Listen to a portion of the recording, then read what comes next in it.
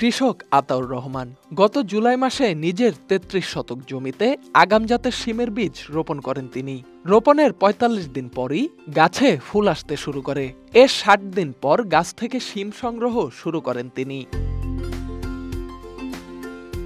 চারা রোপণ, সেচ দেয়া, সার প্রয়োগ, আগাছা দমন, কীটনাশক ও মাচা তৈরি সহ এই শিম চাষে মোট ১৫ থেকে ২০ হাজার টাকা খরচ করেছেন আতাউর। বর্তমান বাজারে ১২০ থেকে ২৫০ টাকা দরে সিম পাইকারিতে বিক্রি করছেন তিনি। সব খরচ বাদ দিয়ে এবার ১ থেকে ১.৫ লাখ টাকা লাভ হবে বলে জানান আতাউর। আমি 18 কাটা সিম লাগাইছি, 18 কাটায় আল্লাহর রহমতে এই পর্যন্ত ৩০,০০০ টাকার উপরে বিক্রি গেছে।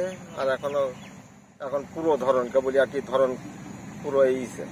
শার্শা উপজেলা কৃষি অফিস থেকে তাকে হাইব্রিড জাতের এই শিমের বীজ সরবরাহ করা হয়েছিল বলেও জানান তিনি। হাইব্রিড সিম খুব উন্নত জাত লাগাইলে ৪৫ দিন পরে গাছের ফল চলে আসবে। শিম একটি শীতকালীন সবজি হলেও বর্তমানে দেশে আগাম শিমের চাষ করা হয় বলে উল্লেখ করে এই হাইব্রিড শিম চাষ করে কৃষকেরা লাভবান হচ্ছেন বলে জানান উপজেলা কৃষি কর্মকর্তা। শার্শা উপজেলায় বর্তমানে গ্রীষ্মকালীন সিম, গ্রীষ্মকালীন টমেটো সহ বিভিন্ন উচ্চ মূল্যের ফসল মাঠ পর্যায়ে রয়েছে। আমাদের যশোর অঞ্চলে টেকসই কৃষি সম্প্রসারণ প্রকল্পের আওতায়